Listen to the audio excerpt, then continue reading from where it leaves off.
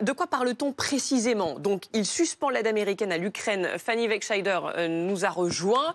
Cette aide militaire américaine, elle représente quoi concrètement, Fanny? Elle représente plusieurs dizaines de milliards d'euros en équivalent euro. Regardez ce chiffre de l'Institut Kiel. Depuis le début de ce conflit, 24 février 2022, les États-Unis ont dépensé 64 milliards d'euros en aide militaire. À titre de comparaison, sur notre continent, l'Europe ainsi que le Royaume-Uni ont contribué à hauteur de 60 milliards d'euros. Quoi qu'il en soit, les 64 milliards américains, ils sont bien loin de ce chiffre que martèle depuis plusieurs semaines Donald Trump, 335 milliards d'euros, équivalent de dépenses militaires, un chiffre qu'il annonce qui est totalement faux pour mettre la pression évidemment sur l'Ukraine.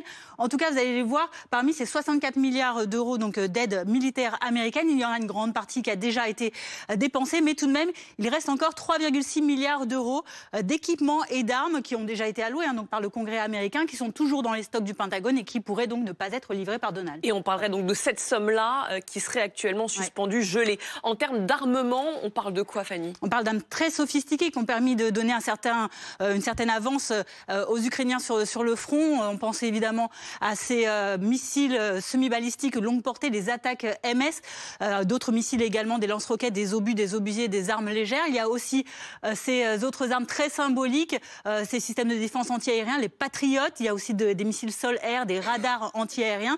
Il y a également de nombreux véhicules de combat qui ont été mis à disposition, des hélicoptères, des drones, des chars lourds, des tanks, des petits navires côtiers. Alors, en tout cas, les experts occidentaux s'accordent à dire que sans l'aide américaine, l'Ukraine ne pourrait ne tenir que jusqu'à cet été au rythme actuel des combats. Merci beaucoup, Fanny. Et c'est pour ça que l'Europe s'organise. Il y a ce Conseil européen extraordinaire ce jeudi 6 mars organisé à